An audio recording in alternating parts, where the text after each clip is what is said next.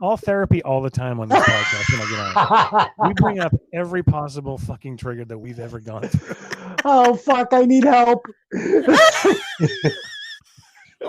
Tell me about your mother.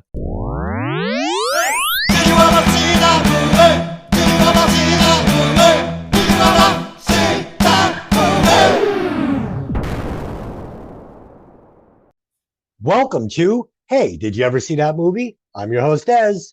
And as always, I'm joined by my lovely co-host, Lynn. It's Halloween. Everyone's entitled to one good scare. And back by popular demand, the podcaster with a degree in terror, Tony.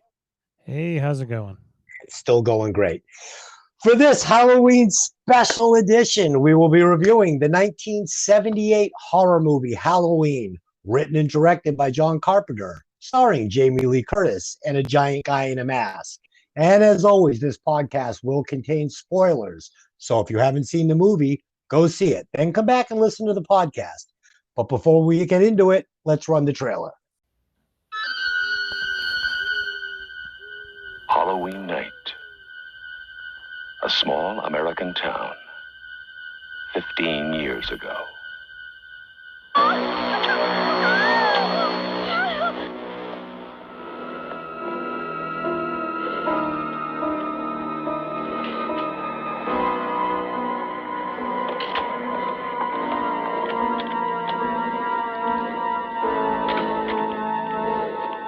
Michael? Halloween. I spent 8 years trying to reach him, and then another 7 trying to keep him locked up because I realized that what was living behind that boy's eyes was purely and simply evil.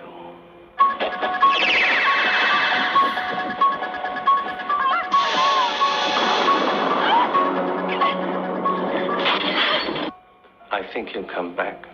Exploring uncharted territory. Totally charted. Just talk. Sure. The only reason she babysits is to have Halloween.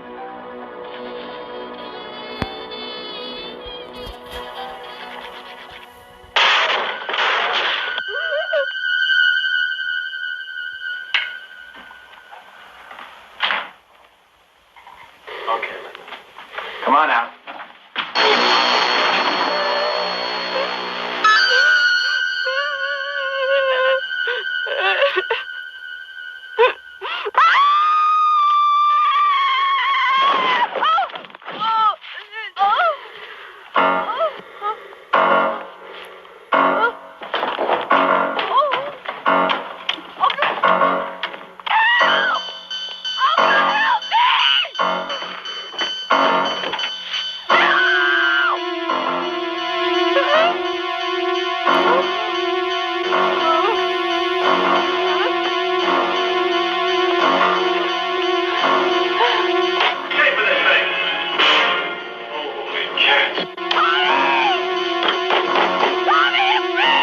Halloween. The night he came home.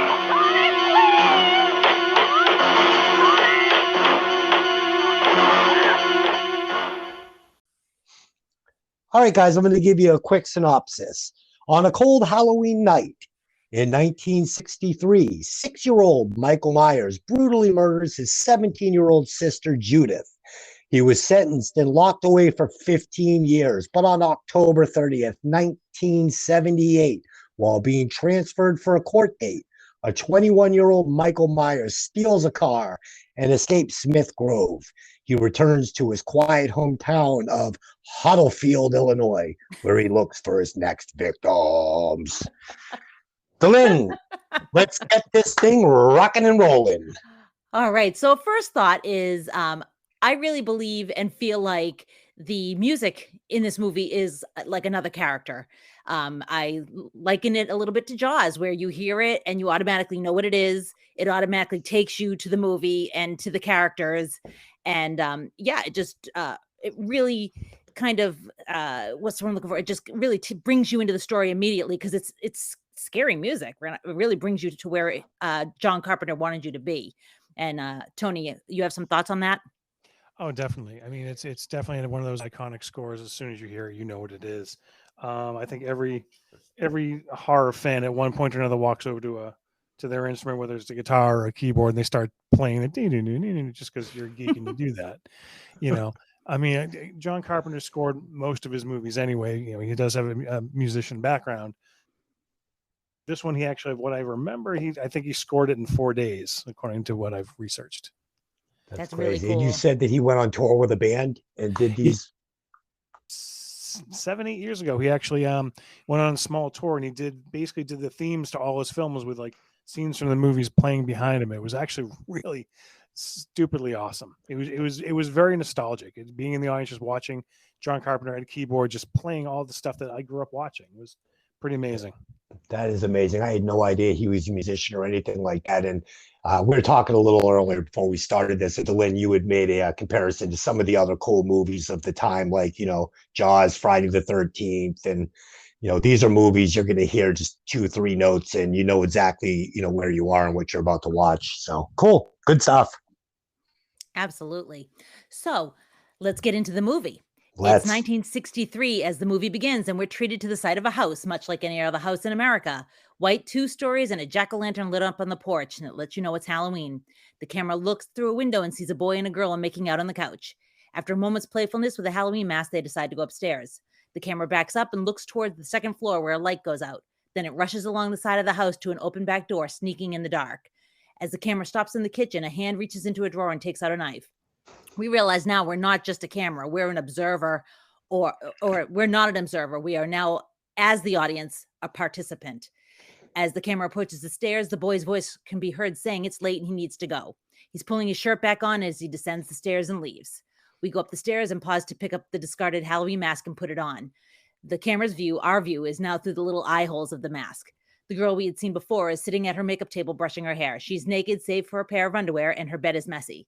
We approach her. She turns and cries out, "Michael," before the knife descends on her repeatedly. She falls down covered in blood, and Michael leaves the house just as a car is pulling up. His parents emerge and find him in her clown costume with the bloody knife as the camera pans back. Tony, I'm going to give you first crack at this, as I know this is one of your all-time classics, so hit me. So many thoughts, like boom.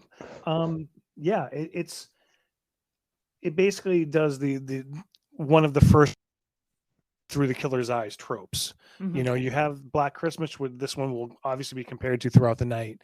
But yeah, this is one of the first times we, you know, POV from the killer. I mean, this is what, 1978. So I mean, that was, I'm gonna say, groundbreaking for the time. Now it's just one of the things we do all the time, but do that. The thing that I always notice now, watching it easily into the hundreds, every time I watch it, is how fast these teenagers are at sex. They go upstairs, he goes to the kitchen.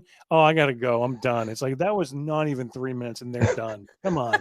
That's not enough time to take your clothes off and they're finished with this whole thing, but that's a whole other story. But I love the intro to scene because it basically, no one expects a small kid to do this. Right. So I mean, that's the shock of the scene, the reveal. They pull the mask off and they cut to a kid, and it's crazy. Absolutely. Des, what did you think? Okay, so I've maybe seen this movie one time ever, and after watching it today, I realized I had never even seen it all the way through. One of the scariest scenes for me is just when they're running the credits in the beginning, and they've got that kind of dilapidated old pumpkin with the flame, and it's been carved, and the nose almost looks like it's cut like a butcher knife. And I'm like, that's pretty scary. So let's get into the first scene. Like you said, you know, you get the POV, the kid goes up the stairs. She's brushing her hair. He starts stabbing her. And all I can think of is I would spot any 6-year-old kid 6 stabs with a butcher knife before I took the knife away, whooped his ass like a Barbie doll, and threw his 35-pound body out the window of that bedroom. She's just sitting there with her hands on her shoulders going, ah. And then she's instantly dead. And I'm just like, come on, man. This is a little kid. It's a little kid. He didn't even sneak up on her. She was like, Michael, what are you doing with the knife? And then she just sat there and let this little munchkin stab her. It's like, no. I mean, totally. You don't think you could have, you could take 2 or 3 jabs from a 6-year-old before you opened a can of Tony Whoop-ass on him? Well, you would think so nowadays, but I remember this is. I'm not trying to be misogynistic, but this is a girl in this was supposed to be the 60s. Mhm. This is unheard of. She didn't expect that. She's playing the the vapors. It's like she's got. You don't see it coming. He's And, 6. Yeah, adrenaline. I got no excuse. Yeah. Not I the mean, worst. like I said to Des earlier, it's really one of these times where you have to suspend your belief a little bit and just it's a horror movie. Like this is what happens in horror movies. Girls fall down and go, like it just yes, I probably would also drop kick the kid, but He's I a can Chuck- forgive it for the movie. He's a Chucky doll. Oh, stop. Okay. Oh, But yeah. this is how it's gonna go. Okay. Yeah, this no, is no, how it's no, gonna no, go. no, it's not. It's not. And it was fine. And then we get to see him in front of the house with the parents, and they're like, What did you do? What did you do? He's standing there in this little clown outfit. Oh boy. Do I need to take your coffee away from you? No. Okay, so yeah, cool opening scene. Kind of reminded me of Brain Scan, some of the murder scenes, and that obviously they borrowed from this. And I am going to give this movie a lot of respect, like you said, because you see it all over movies that would follow it. I mean, it's still people borrow from it to this day. So I will give this movie the respect it deserves as the OG of horror movies.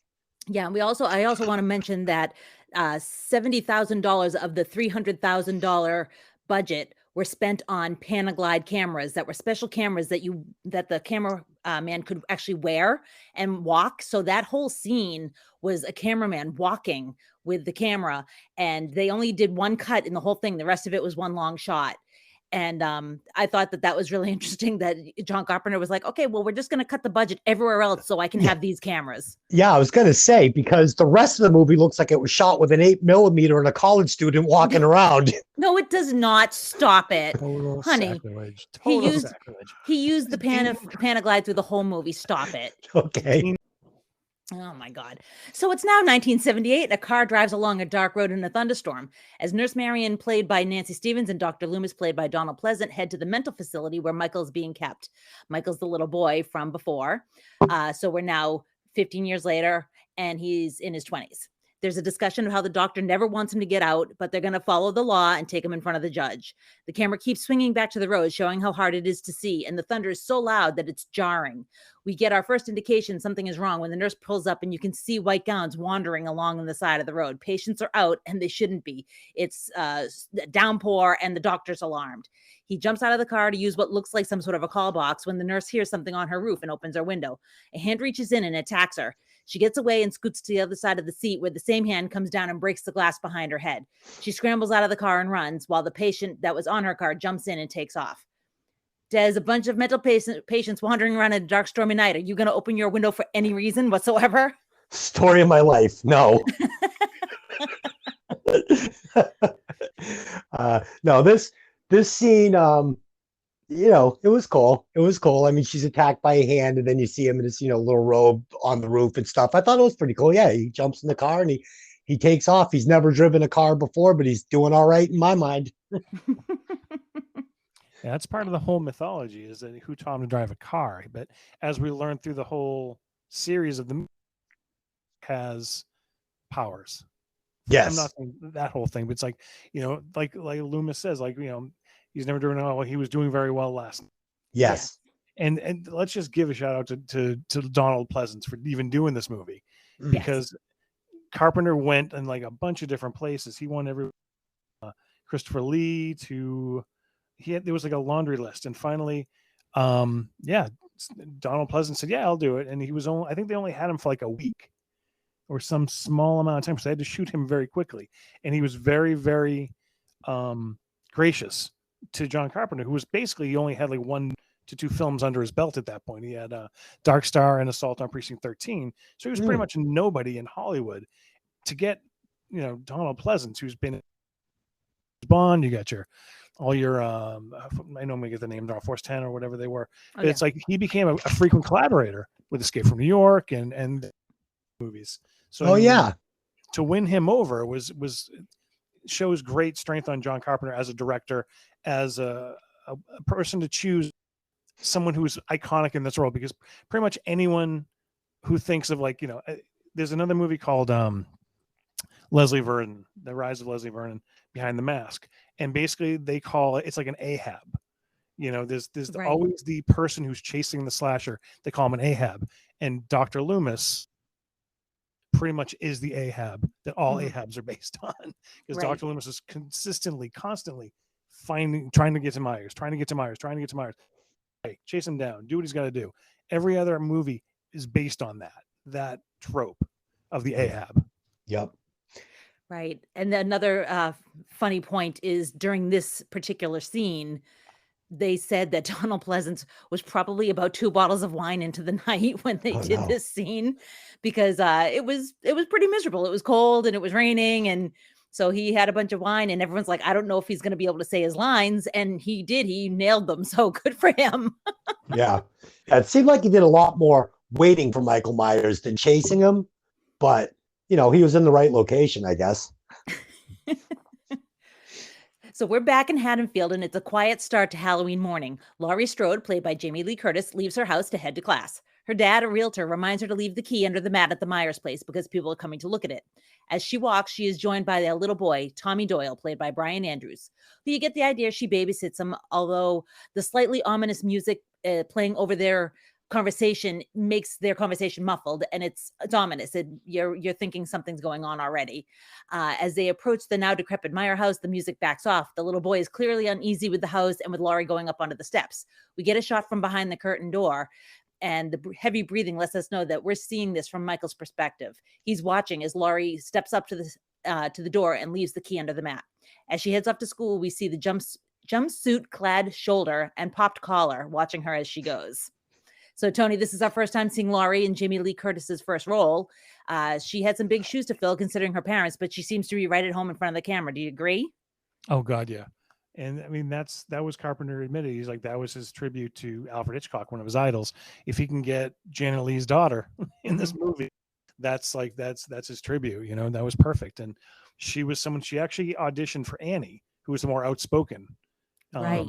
because she had, as she put it, to play a shy girl. I was too outspoken to play her, but John Carpenter wanted me to do it, so I did it. And here we are 40 years later.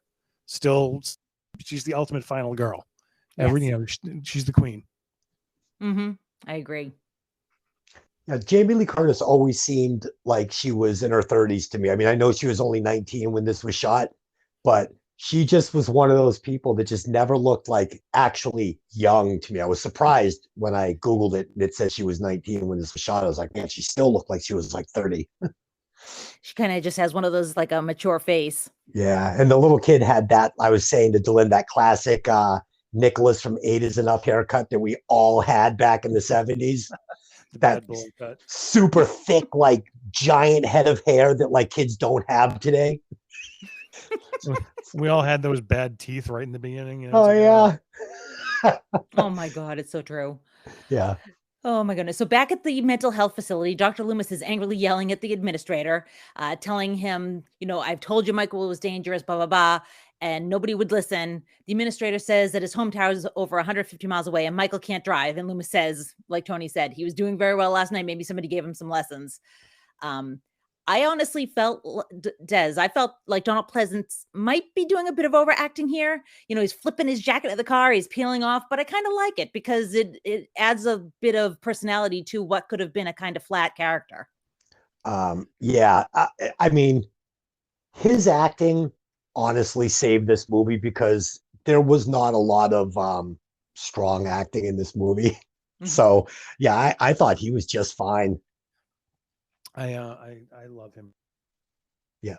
I mean, there's a TV version which actually has the courtroom scene when he's a kid, when Michael's a kid. And, standing there trying to basically saying how evil he is, even as a young child. The thing that always bothered me about this scene and the other ones later on is everybody blames Loomis for him getting out. Like he let him out. Yeah, he wasn't even there.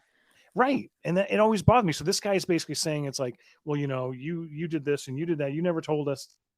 was one person who said how dangerous Michael was since the minute he met him, and that's been Loomis. Yeah. But that's why I always took it. That's why he's so intense. He's tired of hearing, "This is your fault. This is like, motherfucker. It's not my fault. It's all your fault." Yeah. Yeah. Yeah. And the cop says as much later. I mean, we'll get to it. So Right. yeah, everyone's blaming this poor guy. Yeah, like he did this thing, and it's like he was the only one that was saying to people he's evil and you got to watch out. Mhm. So Laurie's in class, and we have some foreshadowing with what the teacher's discussing. The teacher is discussing fate and how no matter what somebody does, if they're destined to meet with somebody, it's going to happen. The teacher continues talking about destiny as Laurie sees an odd figure standing outside, right behind the tan station wagon from the rainy night before. She looks away and looks back again, and he's still there. Just as she becomes alarmed, the teacher calls on her, and she has to answer the teacher's question before looking back, and the strange man and the car are gone. Tony, I actually find it really interesting that for a scary movie, so much of what happens in this movie, especially at the beginning, is right out in broad daylight. And it makes it almost more frightening to me than if he was hiding in shadows. Exactly. That's he was sitting there with my friend's VCR and his Betamax copy of this. We literally paused every scene Michael Myers is in just to study how amazingly cool it was that they showed the bad guy, the villain, in the daytime, right out in the open. I mean, even though he ducks behind the bush later on, it's like he's still right there. And that's even more scary. Like he's not hiding in shadows, he's not hiding behind anything. It's like there he is, staring directly at you. Like whether he could see her or not, that was just in such a great introduction to this is what we're dealing with. Yeah. Yeah. Yeah. And a side note on that classroom, I believe Wes Craven basically copied that for Nightmare on Elm Street. Right before Nancy falls asleep, the teacher and the students are talking about fate as well. Really? Oh, I Right, didn't know that. I believe right before she falls asleep, there's a kid reciting a poem about fate, and he kind of has the voice as she drifts off into the nightmare. So it's one of those back and forth in the 80s, giving each other tributes. Interesting. I feel like a lot of times in this movie, I almost lost the character of Jamie Lee Curtis and put myself in that character. So like in this movie where he's across the street with a car, I felt like John Carpenter wanted me to feel like Michael Myers was staring at me. And I was noticing him across the street. I think he wanted the whole theater to feel that uncomfortable, scared feeling through the character of Jamie Lee Curtis, if you will, if you kind of know what I'm getting at there. Absolutely. He's trying to scare you by making you feel, what would it feel like if you looked out the window and this person was staring at you? Yeah, so it like doesn't matter if he can see her or not. I mean, I'm getting what John Carpenter's laying down. Yeah. Very well done. Just again, going back to the cinematography of Dean Cundy, he just had such a knack for movie. And it's not a close-up shot, it's far that you can actually miss the mask until you go, oh shit, it's right there. Because he's behind. I think you're just looking at a car, and then you sort of glance up and there's him standing there. Yep. Yeah. So at school, Tommy's being picked on by a group of boys. They tell him the boogeyman's gonna come, and they trip him, and he falls onto the pumpkin he was carrying, and it crushes it. As the boys run away, one of them is stopped by a pair of hands in a jumpsuit. The iconic piano tune tells us that Michael is here. The boy that he stops looks up at him, and you can see immediate fear on his face as he runs away. But Tommy's walking in the other direction and hasn't seen Michael. Michael follows along, gets into the tan station wagon. He pulls up alongside him only for a moment before driving off. And as I got to say, I found the combination of the heavy breathing in the mask and the camera shooting from behind the cage in that state-owned car, along with the piano music, to be kind of unsettling. You feel like you're watching somebody about to abduct a child. Yes. Yeah, it's funny because what I did like about, I mean, I have so many problems with this movie that we'll get into, but I also have so many things that I loved about it. And, this guy almost kind of feels like a Jeffrey Dahmer or something, like just some 20 something, 30 something, like psycho white guy who's not quite sure how he wants to hurt people. He just wants to hurt people. And yeah, I mean, it's a creepy character. And, nowadays, could he drive around in the mental hospital mobile with a giant white mask on, around the elementary school? Probably not, but it worked. Yeah, it was scary. Sure. Tony, do you have anything you want to add there? No, just it's just further it's a very intimidating, unsettling scene, you know, because at that point you're not sure why. He obviously has seen Tommy Doyle with Laurie, so we know that, you know, he's now seeing people outside, basically in her orbit. Right. And so I mean, it's a little disturbing that he's basically staking claim to this circle, right? Yep. So Dr. Loomis is seen calling the Haddonfield police. He's pulled off the side of the road and he's using a payphone, and he tells them to be aware that Michael's on the way to town. Of course, they brush him off, and after he hangs up, he sees a truck kind of in the tall grass, and it catches his eye. So he approaches it and sees Michael's hospital whites, and he realizes that it's definitely Michael because the matchbook that the nurse had been using the night before is on the ground. What he doesn't see is that the truck's owner is lying dead in the grass and stabbed, much like Michael's sister's been. So, Tony, now we know where he got the nifty jumpsuit. Yep. The one thing I take out of the scene that I always... All right, so it was obviously the nurse's matchbook. We saw that. But what's not really is like, what's a nurse doing in a strip joint? Because the Rabbit in Red is supposed to be a strip joint in the movie. Well, I mean, she was also chain smoking parliaments, so you know. Yeah. Got to make money on the side. Everyone was chain smoking in this movie. Oh my goodness. All right. So Laurie and Linda, played by PJ Soles, are leaving school when they're joined by Annie, played by Nancy Kynes. Laurie realizes she forgot a book, and when she turns to think about returning to school to get it, the tin station wagon comes around the corner. As Michael drives by, he's in shadow and you can't really see him inside the car. Annie yells, "Hey, jerk, speed kills," and the station wagon comes to a screeching halt.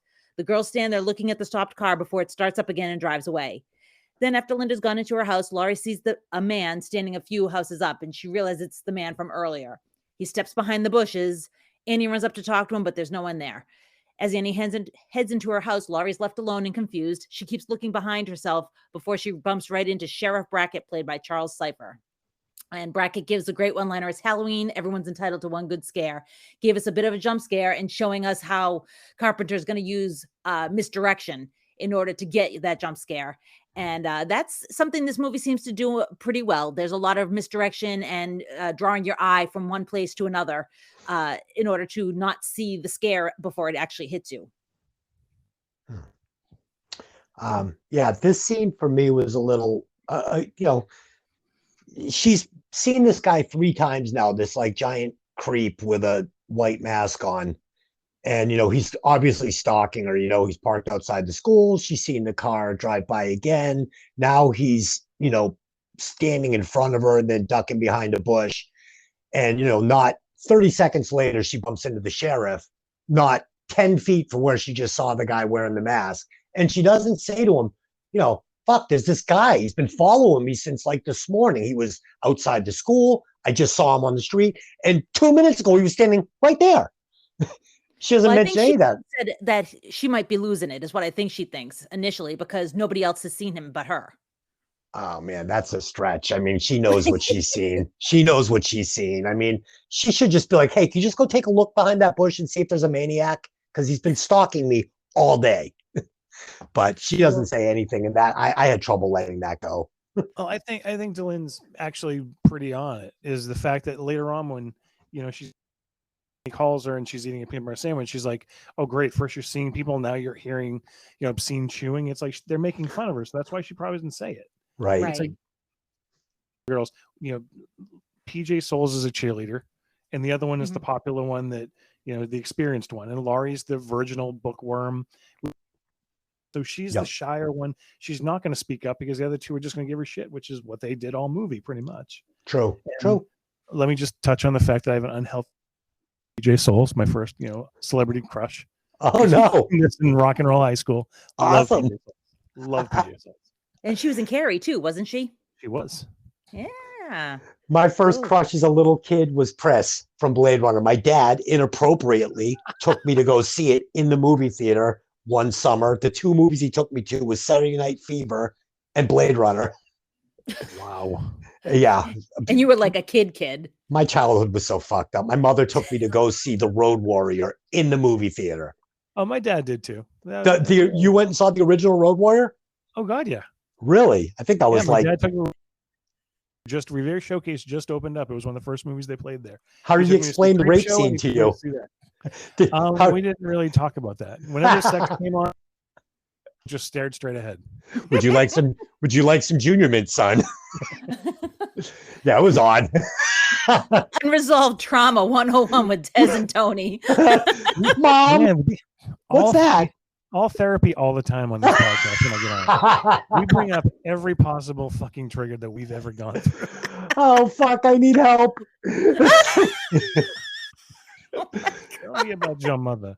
Anyway, Oh my God. My mother. uh, It's a freaking miracle neither of us wound up in a mask. I'm joking.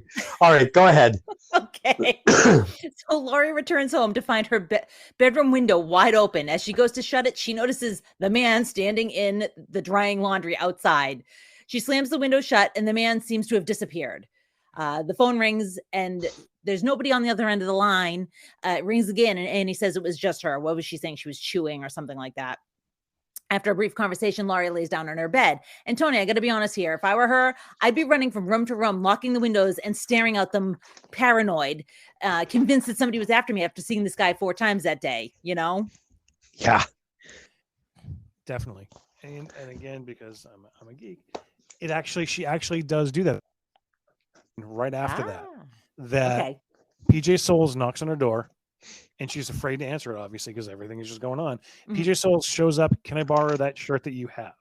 So that lady, it's funny because she borrows a shirt from her, wears on a date with Bob, and like when Bob's spilling beer on a lady, she's like, "This is an expensive shirt," and it's like we always get a chuckle. It's like, that's not even your fucking shirt, but whatever.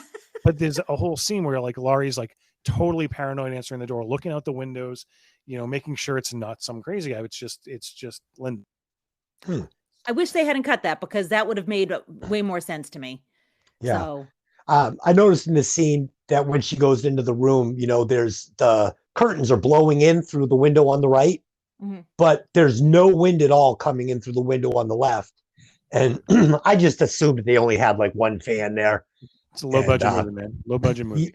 And on the walk home, for the whole walk, it's like a nice sunny day and everything's very dry. And when she finally gets to like the end of the street and sits on that concrete bench, like the entire neighborhood is soaking wet, like it had downpoured, which I thought was interesting because it was all in the same, in that same probably half-hour walk home. I mean, the funniest story that's always the biggest one that comes up when they talk about the making of, obviously filmed in Pasadena, California. So they literally had bags of dead leaves shipped in, and it was someone's job to throw dead leaves on the lawn. Perfectly green lawns with green trees. If you look at the lawn, all dead leaves, all trees full of green leaves. Oh man, I didn't even notice that. yeah, wasn't it spring? It wasn't even fall. Yeah. Yeah, so it was springtime in Pasadena. Yeah, but you know what? It did give me the flavor of fall. I mean, it felt Halloween-y. It felt right. I mean, I wasn't looking for the green trees and stuff. I would have never noticed if Tony hadn't said anything. I never had a problem with the way the town looked. It felt like it was supposed to me. It's enough trickery, enough that you believe it. Definitely. I'd say. Definitely. All right. So sometime, well, am I jumping here? Okay. Yeah. Sometime later, Laurie heads out with Annie as Dr. Loomis is at the cemetery looking for Judith Meyer's grave. The grave marker is missing. Annie and Laurie are smoking a joint, and unbeknownst to them, the tan station wagon is right behind them. It pulls over right as they run into Annie's dad, the same sheriff from before, and he says somebody broke into the hardware store and stole a Halloween mask, some rope, and some knives. And, Des, I think you know very well that the minute Laurie opened that car window, that her father knew exactly what they had been doing 10 seconds earlier. Yeah, that was the first thing I was like, man, this cop sucks. But in John Carpenter's defense, she says, he knew we were smoking. He smelt it. The dad is looking the other way. It's his daughter, and he doesn't want to believe it, or he's, it's denial, whatever. It's the 60s, and he's choosing to look the other way. He smelled the weed. I'd like to think he did. Tony? There's a delete scene, or it's in the novelization, because again, 10-year-old Tony read the novelization 5 or 6 times. I love it. But he actually says after they pull away, I'll beat again.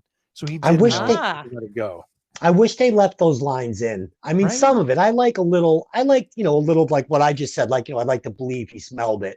But I think in a couple of these instances, I would have liked to have seen it just spelled out for me. And just the thing I like most about this whole thing is like we get dynamic.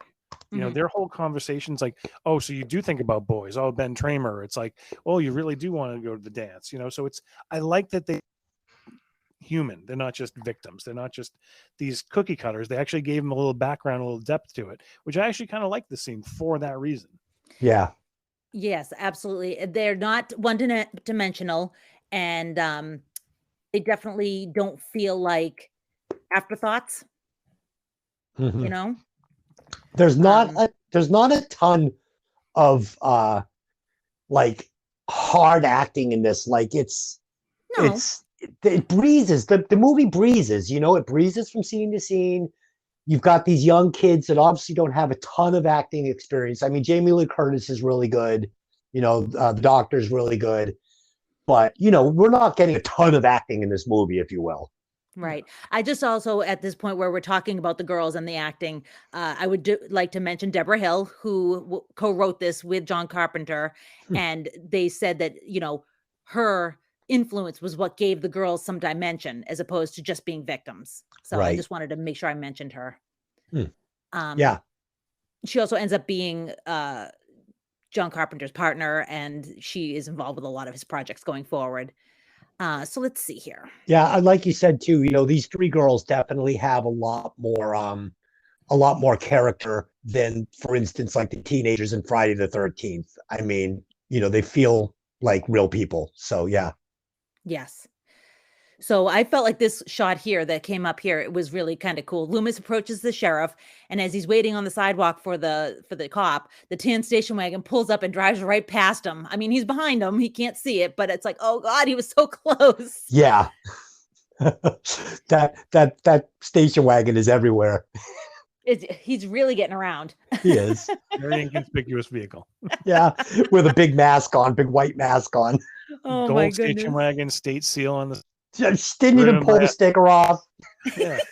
in the mental mobile. Oh man. They're not looking too hard for him because he's pretty easy to find if you really wanted to see him. But Yeah. that's, you know, whatever. Again, I feel like Carpenter has brought me into the movie and I'm supposed to be seeing these things, and I am. So Yes. So they have Laurie and Annie have a conversation about the weed and about boys, and the station wagon's right behind them. Michael Myers has zero chill because he's on their bumper, and Annie is completely blind because she never is like, this asshole is, you know, tailgating me. I mean, Yeah. he's on top of them through the whole thing. yeah. I'm not really sure how far they drove because it was daylight, and as soon as they pull up to the houses to babysit, it's pitch black out. Yeah. So Annie drops off Laurie. They pull in, and then she pulls into the driveway across the street of the house that she's going to be babysitting at. And Michael is still not trying very hard to not be seen. His movements have been totally suspect at this point. But I know that this movie is one of the first when it comes to being, you know, considered a quote unquote horror movie.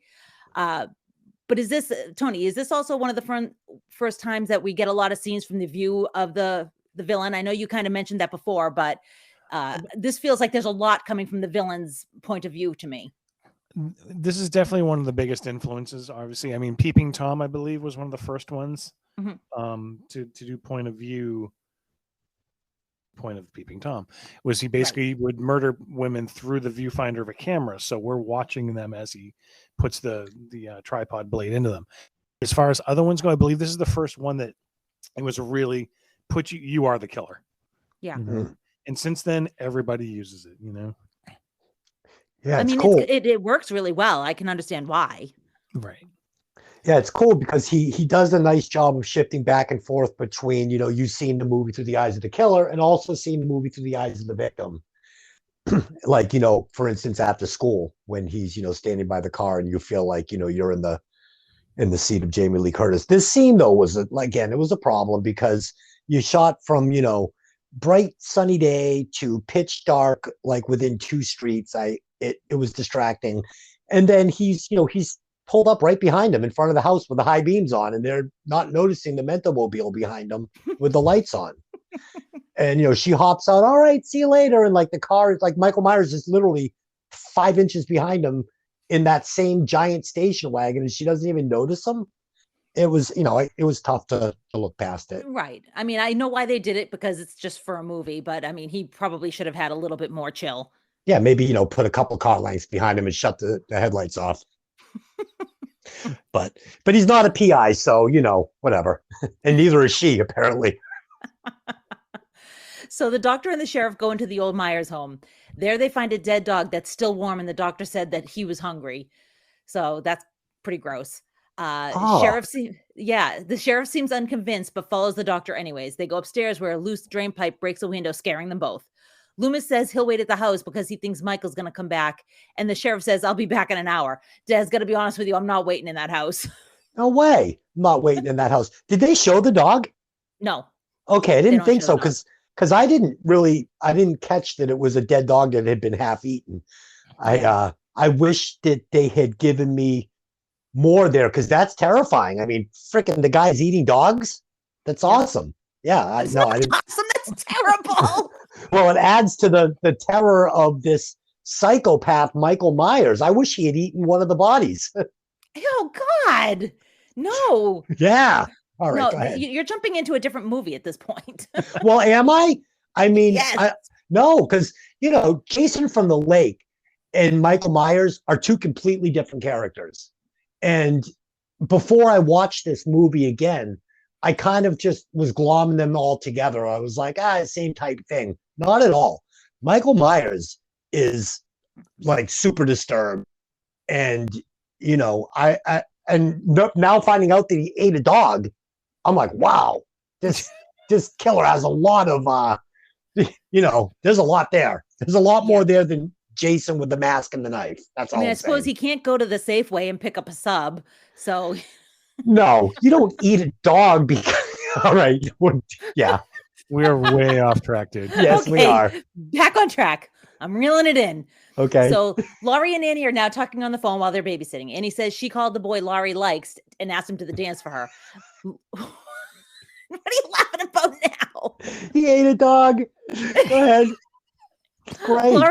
Laurie's busy being mortified when Tommy looks out the window and sees Michael across the way staring at his house. He tries to get Laurie's attention, but by the time she looks, there's no one there. Now, Tony, after Laurie's been seeing a dude following her all day, don't you think she would have taken what Tommy said a little bit more seriously? Oh, we've learned Tommy's kind of a dick. He's just this needy kid who's like, "Oh, we're gonna do this. Are we gonna carve Jack-o'-lantern? We're gonna read comic books. We're gonna watch movies." It's like, all right, stop. Just Ritalin boy. Like, we'll get there. So yeah, she's on the phone being like completely mortified by her friend who like totally like gave up the guy she dug. And here's this kid just he's the boogeyman. Like, all right, stop. Right. So I get that she would just let that go because Tommy's kind of a pain in the ass. Yeah. He is. Of the movie, but we'll get to that later. Yeah, I completely agree with Tony on that too, because he's been squawking about the boogeyman all day long. And yeah, I'm with Tony. I don't think I would have given it a second thought, especially now that her brain is in boy mode. True. I mean, I love my like 25% of the time. It's just like, Dad, look at me. Jump. All right, that's fucking great. Look what I can do. You want to see me do something sketchy? That's awesome. Oh my gosh. So Annie spills some butter on her clothing and immediately strips in the kitchen because that's what anyone would do. You do when you babysit with children, right? Yeah, I got a little butter. I got a little butter on my sleeve today. I was making some toast. And I definitely wasn't nude in the kitchen. She pulls on an oversized shirt over her underwear and socks. I forgot when I was watching this that another dog gets killed here, which is a bummer. While I wish they had just left me with the dog whimpering, I didn't need to see what was happening. The shot wasn't too terribly graphic, and I appreciate that. Laurie and Tommy are watching a movie, and I thought this was interesting that the name of it is The Thing. And at first I was like, wait a second, was The Thing really an old movie and John Carpenter redid it? And then I was like, no, this was something that he was going to do in 1982. And well, he obviously didn't know it was going to happen, but he was a project he was working on, and he used it as a movie for this. And I thought that was interesting because at first I was like, oh, is it an old movie from the 50s and he redid it? But no, he just used this instead of making up a movie. He used one of his own projects. So she assures him that the boogeyman isn't going to get him, and they decide to go make a jack-o'-lantern. Nice. Go ahead, Tony. I mean, The Thing is a real movie. Well, no, I know it is, but at the time it wasn't, because this was 1978 and he didn't make that until 82. Oh, I know, but the thing from Another World is and it's actually one of the reasons John Carpenter got into making movies. That's the movie that scared the living hell out of him as a kid. Oh And my it's- God, really? Okay. Oh, So yeah. because it was he used the same titling like As- from his movie. So that's why He I was did. like, oh, Oh, it's totally his version of that, because the thing from Gotcha. Another World is just it looks like a man when it breaks in. It's Mhm. not a virus that goes from person to person, which is what Carpenter did, because Carpenter was basically in '82, AIDS epidemic was starting to get going, and he wanted an analogy for that. But again, Right. that's a whole other podcast and a whole other trauma we can bring up later. Sure. But no, it is one of his biggest influences when he was a kid. He watched that movie and it scared the hell out of him. So it's something he's always been obsessed with. So he wanted to put that in his own movie to sort of say, they're watching, put my favorite scary movie in. Gotcha. All right. Man, the I'm original feeling it. thing by John Carpenter, that was a freaking wow. I mean, 5 rewatches. Just what a great Well, movie. now it's not even worth us doing it. Yeah. It's just not, you can't tear that movie apart. There's just No. there's too much awesome in that movie. No, it's It's- freaking amazing. Freaking amazing. So in this movie, Tony, how many kills is there, including his sister? Is it 4? Annie, his sister, and if you count the 2 dogs, Yeah. So I was and gonna the mechanic. So let's say Okay. 7. I was gonna say, so we've got 5 people and 2 dogs. I mean, what? Yeah. And I actually looked at the timer, and I was like, wow, man, it was an hour into the movie before we get our first teenage kill. Yeah. I We're was about to surprised. get there, though. That's not No, your but I'm bad. just saying, I was surprised at how long we got into this movie. I was like, wow, there's only 35 minutes left, and he hasn't killed anybody yet except for the mechanic and his sister. I mean, I and think 2 that's one of the things I dogs. love about Carpenter's style is Carpenter would rather go dread than graphic. Mm. Outside of The Thing, most of his movies aren't graphic. They're just full of darkness and dread. I mean, The Fog, there's only The Fog is easily one of my top 10 horror movies of all.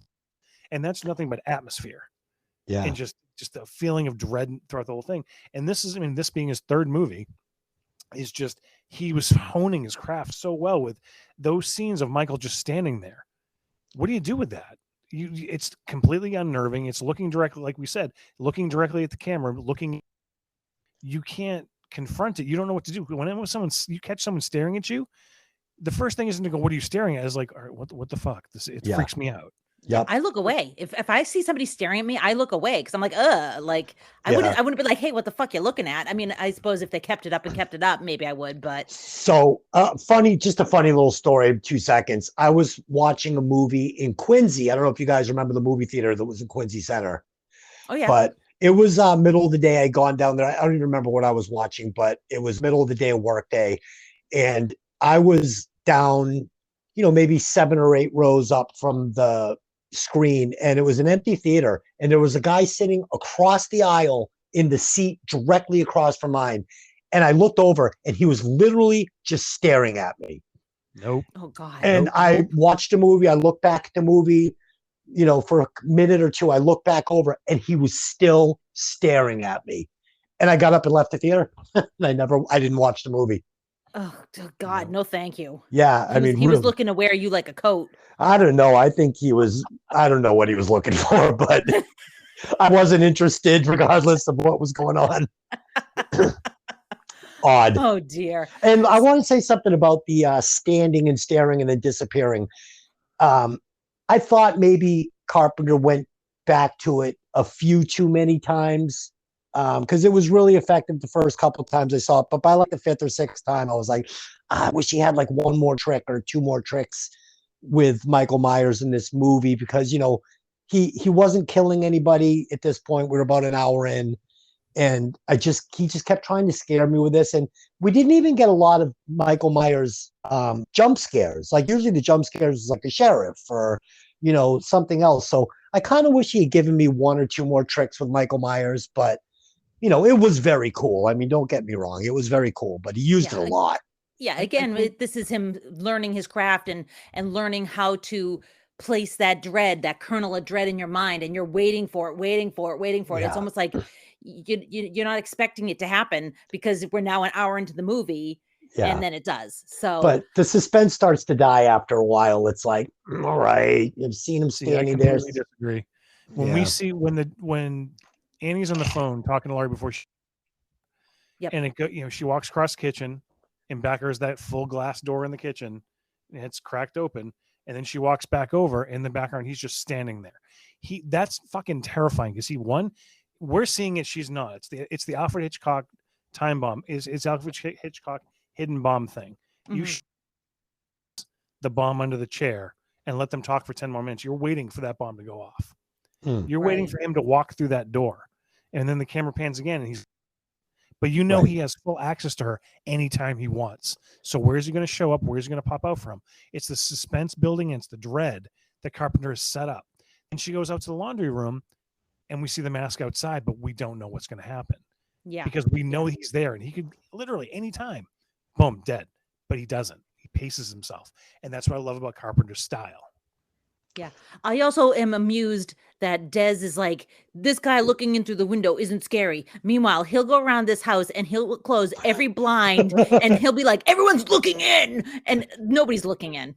Like we're on the second floor, nobody is looking in, and yet he thinks that it's not scary that the serial killer is standing out there staring at her through the window. Holy crap, you would piss your pants, please. I'm not trying to close the shades because I'm scared. I'm trying to close the shades because I like walking around the house in my underwear. La la la la la. Oh dear. So let's get back on track here. I'm reeling it back in again. So Annie takes her laundry to the little laundry room outside. The lights don't work, of course. We get a good few good shots here of Michael menacing right behind her through the door, through the window. The door locks and she's stuck inside. The little girl she's babysitting, Lindsay, comes to let her out after Paul calls. Now, Annie has decided that she's going to shimmy out through the window and she gets stuck. So, of course, as the viewer, you're like, as soon as she sticks her head out that window, he's going to kill her. And he doesn't. Yeah. The little girl comes in, helps Annie out of the window. They return to the kitchen. Michael is menacing from the background again. She brings Lindsay over to Tommy's house to hang out with Laurie and Tommy. And Michael pops up from behind this tan station wagon. Annie heads to her car, realizes she doesn't have her keys. She returns to the house to get them. When she gets in the car, she's like, there's condensation on the glass. And there's condensation on the glass because Michael is sitting in your back seat.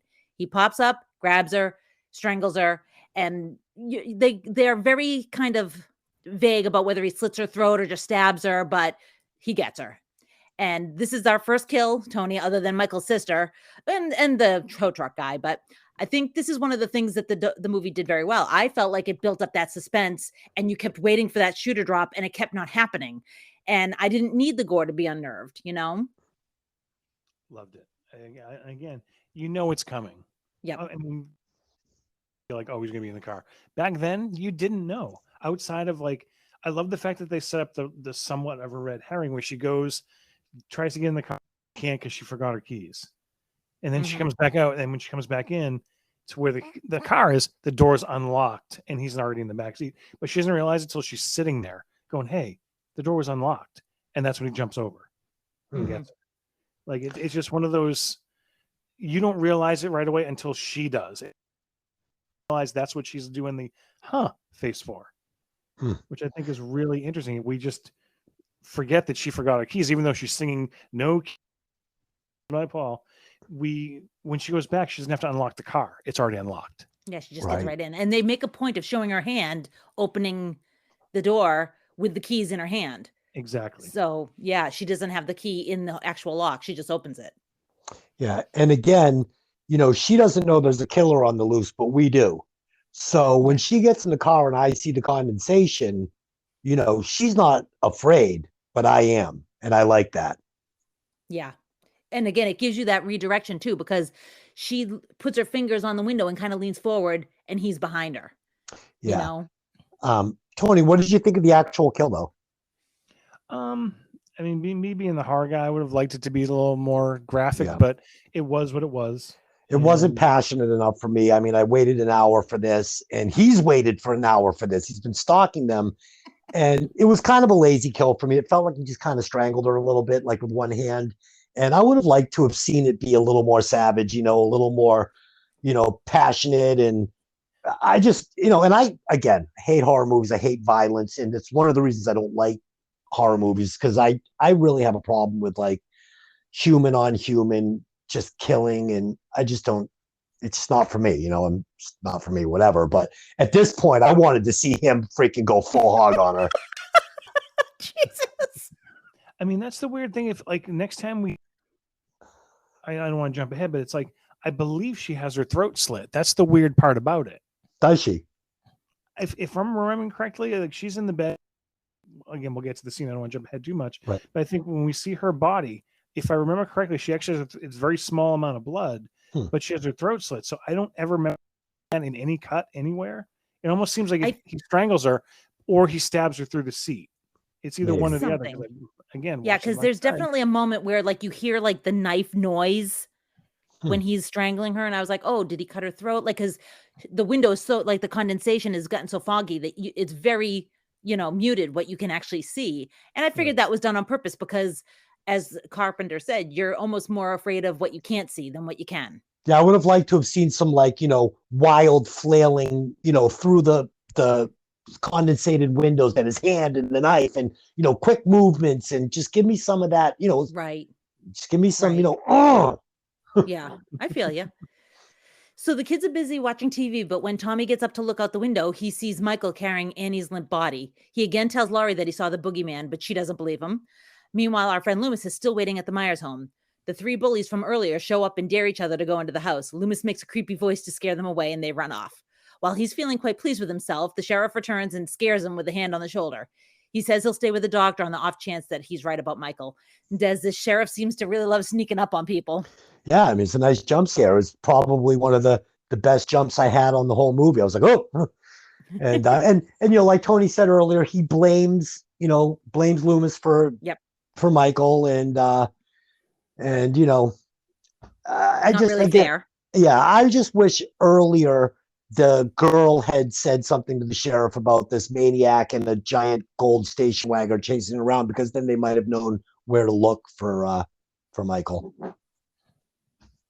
Yeah, there's very little police work done in this movie. Very little. He shows up, let me talk to you. Then they cut away the scene. You assume he's giving him, this is his height, this is his weight, this is what he was driving when he went away. It's like, we don't see it. You assume it's there, but man, this sheriff sucks. Yeah, he does not do his job well. I mean, this maniac has stolen the Mental Mobile with the markings on it, Mental Mobile on the door, and he's driving it around in this, neighborhood of presumably, 2,500 people. And I mean, it's a small town. With the white mask on, mind you, cruising the high school and the junior and the elementary school. It feels like they should have picked this guy up in about 2 minutes. Well, that's the funny thing, is you can definitely tell it's not an Italian neighborhood. If there's a car parked outside of the house, Irma would be looking out the window and go, who the fuck is this? Call somebody. Oh, yeah. Okay, who is this? Who is this? Oh, shit. I'm telling you, man, nothing's going on in the courtyard outside my condo, because I am the lady from Bewitched across the street. Like, I notice everything that's going on. He's the neighborhood watch. I'm bad. I'm so fucking nosy. I'm bad. Oh my goodness. So Linda and her boyfriend Bob show up outside the house where they're planning to meet up with Annie. The formerly brightly lit porch is now dark, and when they open the door, it's dark inside as well. Despite no one being home, Linda and Bob decide to make out on the couch, making themselves at home, not realizing that Michael is standing there watching them. Laurie tells Linda that she has Lindsay and that Annie went to get Paul. So Linda and Bob have the house to themselves for now. Of course, they make themselves right at home in what I assume is the parents' bedroom. And the phone keeps ringing. They take it off the hook and get back to business, which, as Tony pointed out, lasted about 26 seconds, maybe, if they're lucky. And a shadow travels across the room. They're not alone there. Bob goes down to get them a beer. While he's in the kitchen, the back door opens, and thinking somebody's playing a prank on him, he starts looking around. Michael rushes out from one of the doors and strangles him, lifting Bob up off the ground before plunging a knife into his abdomen and pinning him to the wall like a butterfly. As he stands there looking at him, he does that little iconic head tilt, as if he was an animal or a child trying to make sense of something. And Tony, the suspension of disbelief in the scene is clearly needed because I doubt the knife could hold up a guy's body weight, but it's still an interesting kill. I have so many thoughts on everything you just. I was waiting to take a break. I'm like, I have to go back. First of all, let's Sorry, go back to- up. All right, so they pull up in a van, and there's a line in there that always bugs the shit out of me. It's like, they're joking back and forth. It's like, well, first I'll rip your clothes off, then we'll rip my clothes off, then we'll rip the little girl's clothes off. Well, Yes, really? I heard that, and I thought I What must have the been making it fuck? up in my head. What? That's Like, disgusting. He there's this line where he's like, first I'll rip your clothes off, you rip my clothes off, then we'll rip Lindsay's. Lindsay's the little girl. Like, He who the said fuck- that? Yes. Bob needs to be 20 yards away from a school because he's Oh. just bad news. Does Bob have a mask? What? Does Bob have a mask? Because he definitely has the stranger danger van. And the glasses. He's got the Dahmer glasses. Oh, He's the a dog. psycho. All right, so that's the first thing. Second of all, no one, and again, just because I've watched this so many times, no one ever says where Lindsay's parents are when they're going to be home. Would you fuck in someone's bedroom No. and you At all. don't know when they're going to be home? No. You Even wouldn't if do your it at parents, like, all. we'll be back. Don't fuck in the bed till I get back. It's like, come on, like that's just it's one of those things that always bother me because I'm like, that's guts. Because I don't care how long I don't trust it. We're not doing anything until they just know. Yeah, no. Let alone drinking their beers and filing their nails in the parents' bed. Yeah, Like, drink- what? Drinking their beer, doing the whole thing. And you're right, the body would slide down the knife. But again, the way it's done, the knife has the perfect light on for the glint, so you see it. Michael gets the head tilt, which has become the trademark animalistic, Mhm. mannerisms that he has. It's like, is he admiring or is he questioning what he's done? That's Yeah. the thing. It's like you never really know with him. He's so quick in his kills. He stalks, he kills. Almost like he takes a step back going, oh shit, I did this. With almost every kill he's done, he sort of stops and like does that. Yeah, I needed this scene in this movie. Without it, this was almost like the money shot kill. You got the knife, like you said, Tony, you get that wide angle of, him standing there in the moonlight with the guy pinned to the wall and the gleam of the knife. And, it was a savage kill. And, it was a really disturbing shot, and it needed it. The movie fucking needed this. Right. Because you didn't know what you were dealing with up until then. You just know he's evil. He has the blackest eyes, like a doll's eyes, jaws. Yeah. And just he's killed a couple of dogs, and he's great at stalking. Well, he's not even subtle at stalking. He's terrible at stalking. But it's like now we know the power that this thing can unleash on these girls he's stalking. So Yes. that you're right. It needed that scene to show you the monster that he actually is. And it was a beautiful scene. Like, you get the full shot of him. And, like I said, it's dark, but you got the moonlight and you see the mask and the mannerisms. And yeah, I liked it. I liked it a lot. Yeah, it's the cinematic moment of the movie, really. Yep. So upstairs, Linda is waiting for Bob. The door opens and there's a sheet-covered figure wearing Bob's glasses. Linda teases him, uncovering her body as he stands there unmoving. Annoyed with him, she gets up to call Laurie. The line connects, but Michael grabs her just as it does and strangles her with the phone cord. Laurie thinks that she's joking around with her, then wonders if possibly something's wrong. She looks across the street and sees the light come on and turn off again. She calls and no one answers. She checks on Tommy and Lindsay, and they're both sound asleep in bed. And Des, at this point, the characters around Laurie have just dwindled significantly. Yeah. This scene, I struggled with it back and forth. I mean, I laughed out loud when I saw him standing in the door with the sheet on, with the holes cut in the eyes and the glasses on. I wasn't sure if it was a good choice by John Carpenter. I struggled with it because, yeah, it's cool because she thinks it's her boyfriend and we know it's Michael Myers.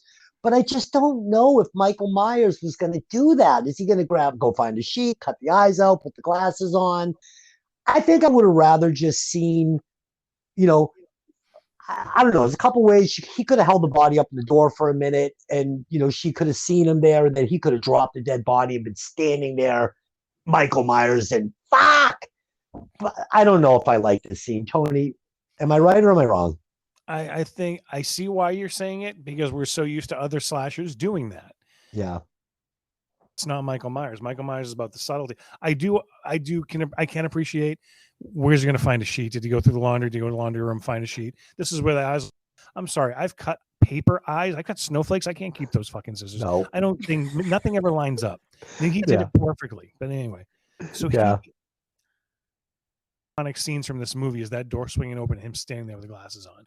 As silly as it may look now, back then it was fucking chilling, because it, and then he's standing there and Yeah. she tries to make a joke and he's all you hear is his breathing. Yep. So it creates that tension again that Carpenter is a fucking genius for, with just his Foley work of the breathing and then Yeah. nothing. And then she gets up to call, and then we have the piano, the dun dun dun, dun, another iconic score from this movie. Mhm. That, and then he strangles her, and this is the first time we get a perfect look at the mask when she finally dies, and he pulls the phone up to his ear to hear Laurie talk. First time we actually see the mask as it really is. It's stark white, no emotions.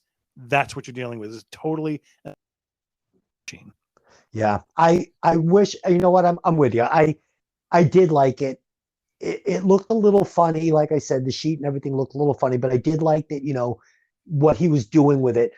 I kind of wish then, because it was almost like a little, like just an instant of comic relief. Because I did laugh when I saw him standing there in the sheet. I was like, oh, that's kind of funny. I wish he had ripped it off and then charged her, you know, or something like that. I just wanted the yin and the yang. I wanted, you know, I just wanted a little more after that. But Well, you also have to remember Michael Myers is not a runner. He's No. a stalker. He's you know, slow. He's very slow in his predatory nature, you know. yeah, And he does move when he needs to, but yeah, it was just, you know, I feel like they could have given her the reveal that it was not her boyfriend and it was Michael Myers. I felt like that could have been scarier or more shocking. right. So I just think from this point on, the movie is and I hate to say perfect, because there's obviously going to be some flaws, but it's like as soon as Laurie hangs up the phone and starts to walk across the street, the tension that's building from this point till the end of, to me, doesn't stop. I right, love because she was whole the thing. intended target all along. So and just It- the way she like carefully makes her way across. I know I'm getting ahead of your It's okay. narration, but it's like the way that from here on goes is just insane. I'll let you go with it and we'll All talk right. about it. So very quickly, Loomis is still waiting for Michael. He's standing outside and he turns his head and he notices the tan station wagon. I had a little bit of problem with this. Like, is there a cut scene where he actually walks away from the house, like walks away from the Myers house and sees it a little further down? It was like, it just seemed like for a dude that's been standing out there for the past hour, he probably would have noticed this, you know, very noticeable tan station wagon before now. Yeah. Totally agree. And you're telling me they couldn't put a deputy, like, you know, hey, maybe we should get a deputy to, like, you know, just sit out here for the night in case this guy comes back, which you're so sure he's going to. We're going to get sleeping bags and spend the night here. Yeah, it You was. know, the sheriff's like, oh, I'll stay here with you all night. And it's like, yeah, I feel like they would have had a cop, you know, parked outside the Yeah. house or down the street, you know. Yeah, it seemed like a little too convenient. Like I would have at least liked to see Loomis be like, I'm going to give up. He's obviously not coming back, and walk away and then see the tan station wagon and run back and get the sheriff or something like that. Because the other thing is that that tan station wagon was parked relatively close to those houses. So Michael carried Annie's dead body right through the front yard. Yeah. That's what I think there's got to be a scene, and I'm not remembering it 100%, but I almost feel like there was a scene of him leaving the Myers house, waiting for so long, and started walking. Yeah. Again, I don't know if that's the novelization that I read or there is a scene, but obviously it can't be. None of these houses are across from the Myers house, Right. Right. so it can't be that. So I'm 90% sure he got tired of waiting there, figuring he was totally off, and started wandering the neighborhoods to see what he could find. Yeah. Still sure that he was in town, but yeah. I feel like they missed an opportunity because, I mean, as I know they wanted to have Michael Myers in the mental mobile so people would recognize him when he was following and everything. But I feel like he should have left the mental mobile at the first kill where he killed the tow truck driver or whatever and had taking that truck. taken the red truck, because that car was just in that neighborhood, it was going to be so easy for them to find him. He was driving it everywhere.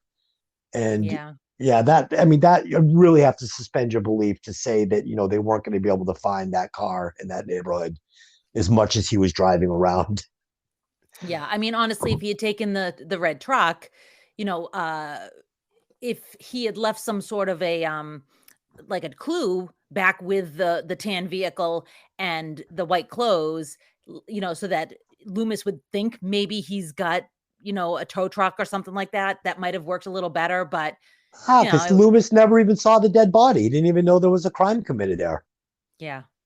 So anyways, I mean, I really felt like it was kind of a moment where I was like, if this dude's been standing out here for the past, 3 or 4 hours, he would have noticed the mental mobile right there. So, I feel like they kind of missed, even if he had walked, a couple steps down the street, it would have worked out a little better for me. Especially where he's on such high alert. You would think that would be something he would notice right away. Laurie grabs her keys and decides to walk over to the other house and see what's going on. There's no answer at the door or to her calls, and Laurie begins to explore the quiet and dark house. Oop, we've upset the dog. We need Michael Myers so we can eat it. Oh my God, no! They're really not going to taste good. Sorry. It's okay. It's okay. Upstairs, she finds Annie dead on the bed with Judith Myers' headstone above her. Bob's body flops down from somewhere above her, hanging, and Linda's been shoved into a cupboard. And I'm going to pause right here. Does anybody have anything they'd like to say to that? Because the movie really just starts moving at this point. Go ahead, Tony. The tension set up as she enters the house, looking around again, not turning any lights on, not doing anything. Like, let me just wander through this house. I'm not babysitting the kid. I'm just gonna walk through the dark and do my thing and see if my friends are here. No one's answering. No one answered the phone. No one's answering to anybody calling a name. That's the only thing that I really had a big problem with. It's like, I can't come to my own home if it's on all darkness. As soon as I come in, every light's on because I've seen too many terrible imagination. But come on. That's the only thing that bothered me. Love the iconic scene of the headstone. Love that this was one of the first movies that, like, here's I forgot what they call it, the trail of bodies that are left, the discovery of all the victims. And then we get fade in reveal from behind her. Yes. So that's the most iconic moment to me, is that when she's in the hallway and his face just appears behind her, and it's like, oh my God. And I thought it was interesting, and I think it might have been that guy Dean that said the point of it was, it's almost supposed to be like your eyes getting used to the dark. Mm-hmm. Yeah. And when you, when you're first in the dark, you can't see anything, and then as your eyes get used to it, you start to pick things out, and it's almost like he was there the whole time. You just didn't see him until your eyes get used to the dark. And I was like, that is frigging terrifying. Yeah. I'm always the person that thinks that the pile of laundry on the chair is a person. So Totally. So yeah, this scene was pretty good. It had a couple of decent jump scares. I thought the girl shoved in the closet. I actually laughed because the look on her face was kind of funny to me. But yeah, she had a little bit of a silly expression. Yeah, but it was cool. And then, like you said, when you see Michael Myers there, it's scary for sure. Yep. So he slashes her arm with his knife, and she falls over the edge of the staircase. He gives chase. She runs for the front door, and it's locked. She runs for the back door, shutting a door behind her between herself and him. She's unable to get the back door open. Michael begins breaking through the door, blocking him from getting to her. Just as he gets through, she breaks the glass and pushes the rake aside that was keeping the door shut. She runs for it, screaming for help. The neighbors refuse to help her. So much for like a small town neighborly love. But she makes a run for the house where she was babysitting. She's lost her keys at some point in this melee. She's banging on the doors. Michael's stalking across the street towards her. She's able to wake up Tommy by throwing a flower pot up at his window. And she gets into the house. She thinks she's safe until she realizes that one of the windows is wide open and the phone is dead. So this is the real chase, and it's been brewing all along. I kind of do question, I would like feedback from both of you, why Michael chose Laurie to begin with, because he attacked his sister and he attacked Linda, Bob, and Annie that are promiscuous and, it kind of seemed like his sister having sex with that boy is what set him off to begin with. And Laurie's not that. Laurie's the exact opposite. So was it because she dared to step on his porch and he just happened to imprint on her, or is it something else? It depends which timeline you believe. Okay. You know, again, going back to the history of it all, it's, you know, she's a sister. We find that out in the sequel, but at the same time, also in the TV, when he's one of the cut scenes is basically Loomis going into his room after, like, before, you know, the scene we see him coming out with the other doctor. Mhm. They examine his room. His room's torn apart, bed's ripped up, shelves are broken. On the back of his door is carved the word sister. Hmm. And that was cut because John Carpenter wasn't sure he wanted to follow that angle. So in a way, John Carpenter's quote preferred version, it's not a sister and we don't know. It literally is just stalking.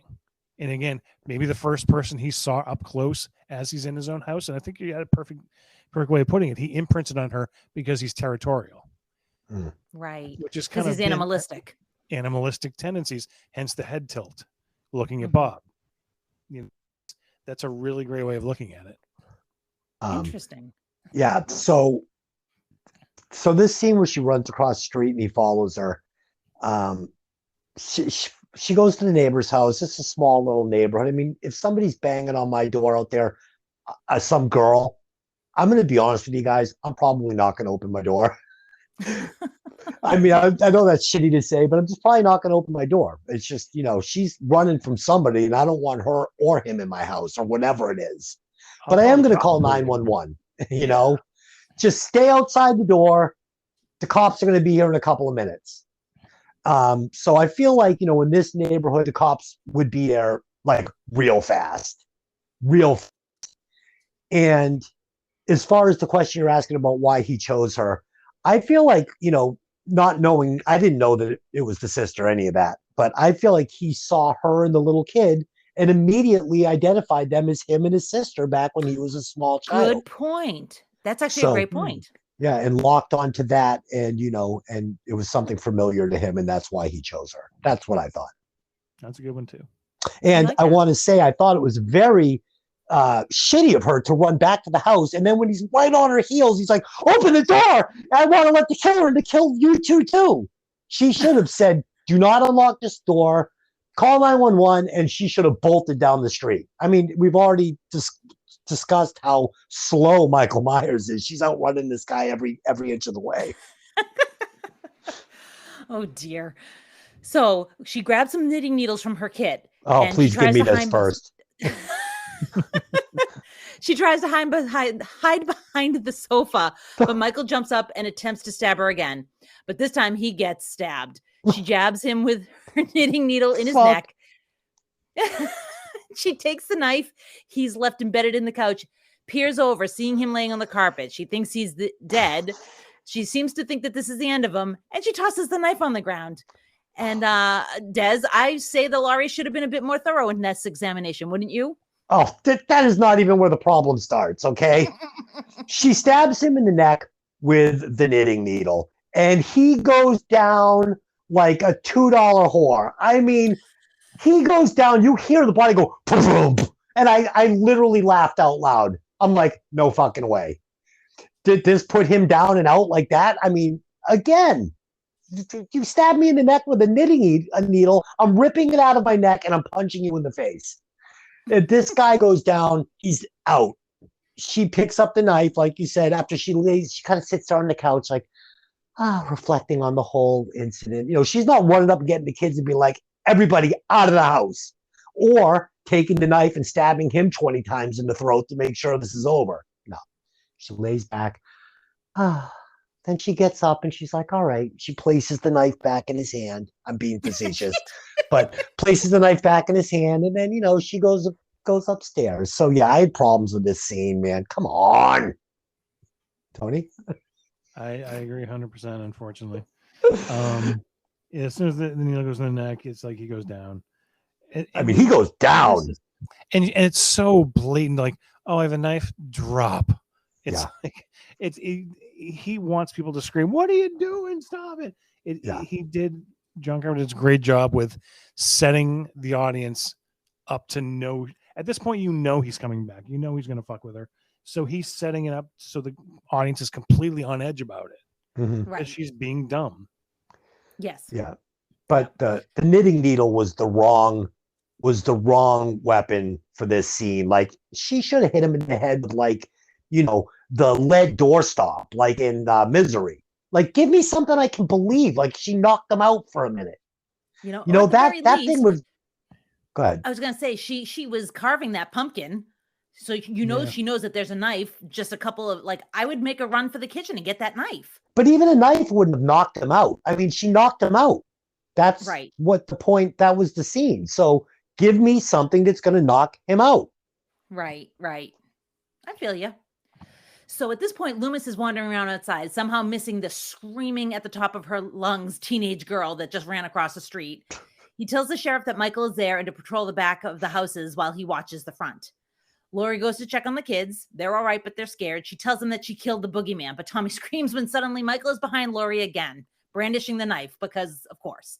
Oh, She locks the kids into a room, then opens the veranda doors to make it look like she went outside, then hides in the closet. You know that Michael's not fooled by this at all. So, I mean, bold strategy, but then she jumps into the closet and she literally makes as much noise as she possibly could. oh yeah. She's like hitting the friggin' wire hangers and she's getting down into the corner and she's going, It's like, dude is not going to be fooled. This scene is where the train just completely falls off the tracks for me, but go ahead. Okay. So Michael's not fooled and begins breaking the slats off the closet door. The light's turning off and on again. And that's a little ominous. That gruesome mask is staring at her. She grabs a wire hanger, undoes it, and uses it to poke him in the face. Once again, Michael drops the knife. This time, Laurie grabs it and gives Michael a good jab with it as the figure falls back from the closet door. She slowly opens the closet door to find him laying on the ground again. Once again, she throws the knife down right next to him because she didn't learn her lesson the first time. So, Des, hit me. Oh my God, Jesus Christ with this guy. Is he having seizures? I mean, he sticks his head in the closet. I'm like, okay, this is fucking great. It's scary. She pokes him with a coat hanger, a little coat hanger in the leather mask. And he's like, ugh, and he drops the knife. Like, again, if I'm coming after you or anybody else and I've got this butcher knife and they poke me in the face with a coat hanger, you're basically like poking a bee's nest. I'm not dropping the knife. Now I'm just going to stab you a couple more times. I mean, I But- suppose you could also say he's obviously has mental issues. Yeah, and maybe pain is a thing and he feels pain and he freaks out and drops the knife.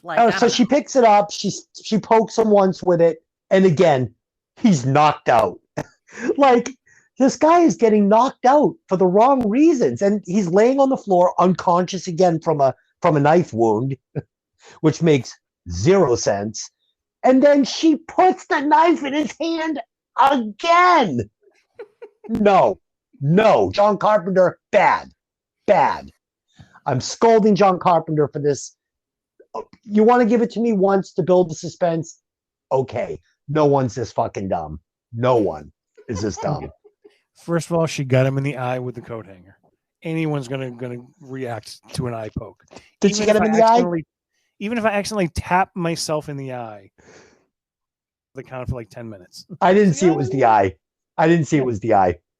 It was, she got him in the eye. Okay. I'll give him So that that's then. that. So he dropped the knife. Then she gets him again. It looks like she nails him in the throat. So I don't know why there's not more blood leaking out of the guy.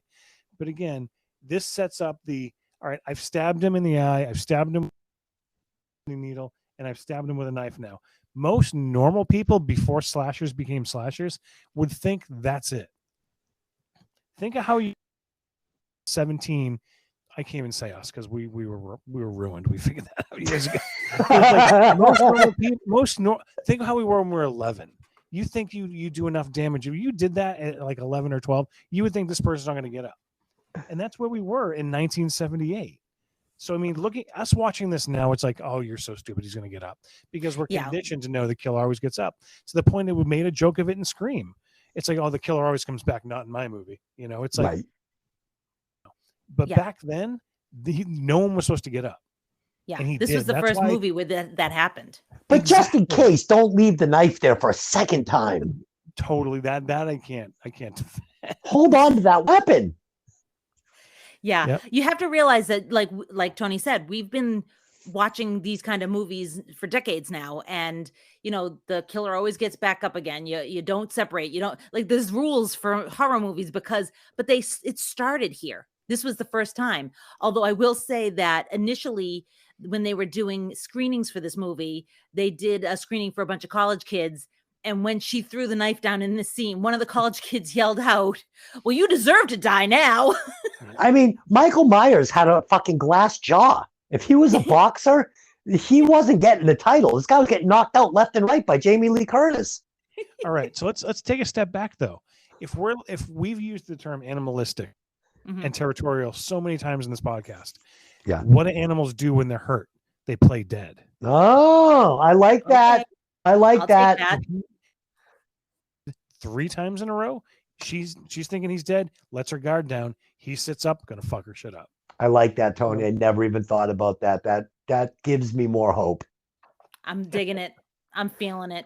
Okay. Yep. So I'm Laurie with ya. opens the door where the children are hiding and takes a terribly long amount of time explaining to them what they should do instead of just grabbing them and running directly out of the house. The children leave, and Laurie decides to sit there and catch her breath with her back to the killer. Oh, You see him sit up. He's fuzzy behind her, and he turns to face her, and that was creepy. It gave me creeps. Outside, love Loomis that sees the children running, screaming from the house, and finally clues in what's going on. Michael's on his feet again and heading for the unaware Laurie. He grabs her and tries to strangle her. In the struggle, she pulls off his mask, and we see his face. It appears to be disfigured and not exactly correct. Loomis appears at the top of the stairs and takes a shot at Michael before he runs away. Loomis chases him and pumps a bunch of bullets into Michael before he falls backwards off the balcony. He's laying on the grass, not moving. There's a brief exchange where Laurie asks if that was the boogeyman, and Loomis says it was. He looks over the edge of the balcony, and the body's gone. At this point, we get another look at a fully traumatized Laurie. Loomis is looking pissed and take a last look at the houses and a couple of the different scenes from the movie. And it ends on the Myers home as we hear that ragged breathing under the mask as the screen fades to black and to the credits. Tony, can you answer why his face was disfigured? Oh, the only part that's disfigured It's like his where he got his stabbed eye. with a coat hanger. Oh, okay. Okay. Oh, Yeah. okay. But the funny thing is, when he pulls the mask off, he pulls the fucking prosthetic off because the actor was an idiot. Oh, So when no. he goes to put the mask on, the prosthetic actually comes down with it, and it looks weird.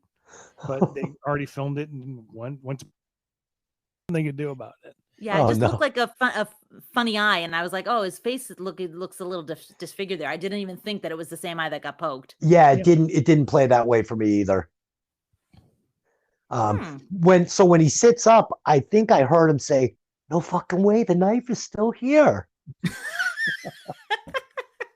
What are the odds of that? I didn't hear that, but I'm sure he thought it. Oh God! So Tony, go ahead, take us through this final scene. That sit up scene in the back, because it's done in silence. There's no soundtrack. There's literally nothing. It's scene until Hillary sits up, turns his head, and the kids run out of the house, and you don't get music till he starts walking towards her. That's Hmm. what got me the most about this scene, and what I think affected me the most when I was a kid, and basically has influenced me as an adult of what scares me the most. Perfect example. I don't know if you guys have seen The Strangers. When Mm-mm. you haven't seen it, No. there's a scene. It's a home invasion movie, but Liv Tyler is doing her things around the kitchen, and it's a big wide shot. But behind her comes out of the darkness, like Michael Myers, comes this person with a mask there, just watching her, and she's washing dishes to the sink. She's lighting a cigarette, and then he just goes off somewhere else in the house. There's no soundtrack. There's no musical sting. There's nothing to let you know he's there. And if you missed it, you missed it. But those are the scares that get under my skin, because you know what? I'm sitting here down in my basement to you guys. There could be someone 2 feet behind me because I'm not looking that way. Could be watching me right now, waiting for me to notice them. So That's the shit that scares me. So Tony, again, I'm not a horror movie guy, and it's not because I'm not afraid of them. It's just not really the genre that I appreciate. But they don't scare me. I'm not scared by horror movies. Like I've never seen a horror movie that actually scared me. Okay, wait a second. Stop no, immediately. hold on. No, because I'm gonna get there. I'm gonna get there. Okay. I can appreciate cool scenes. In this movie, the two scenes that I thought were really great looking scenes and creepy were the bush scene. Obviously, when he steps up from the bush and steps back in, I'm like, all right, that's great. He's a maniac. And the sit-up scene that you just said, great scenes. Not scary for me. Slasher movies don't scare me. What scares the fuck out of me, and the scariest thing I've ever seen that made me immediately turn it off and never watch any more of it, was Paranormal Activity. When the guy's watching the video camera he shot the night before, and his wife is standing over him while he's sleeping. I have chills right now just thinking about it. I fucking hate movies like that because they scare the dick out of me, because I imagine, what the fuck? What if the lid is standing over me in 2 o'clock in the morning and I don't know it? Like, which is why I now live upstairs. No, I also want to call bullshit, because there was a night where Des goes, hey, I'm going to watch a movie out here. Do you want to watch it with me? And I was like, what movie? And he was like, The Ring. I'm like, I'm good. I'm all set. I'm not going to watch that. And he turns off all the lights and he starts the movie. And about maybe 20 minutes, half an hour later, I see all the lights come back on. Well, I was like, yeah, you're scared. Yeah, some movies that could actually happen, like if it could actually happen, like again, Paranormal Activity, like the thought of my house becoming like possessed or my wife becoming possessed, like these things could happen possibly. I don't like to think about it. I don't want to go there. The Ring, I don't want to go there. One movie that I watched that I thought was really, really scary was Sinister. That movie scared the fuck out of me. That's actually one of the ones I usually, when someone's like, all right, what's the scariest movies you've ever seen? That's usually near the top. Paranormal Activity, the first one, and the third one. And I'll also add, there's a Spanish movie, Terrifier. Mm-hmm. Not the clown one that's out now, but it's scared the living hell out of me. Yeah, so you would agree on Sinister then. You thought that was scary too. Oh yeah. I mean, ghosts and spirits get me. Me too. Because all bets are off. There's no defense against them. You don't know what their powers are. You're a victim. It's the unknown of something watching you. Again, home invasion movies don't usually bother me, but it's the scenes that set up the stalking, the watching, the waiting, biding their time until they have an opportunity to strike against you.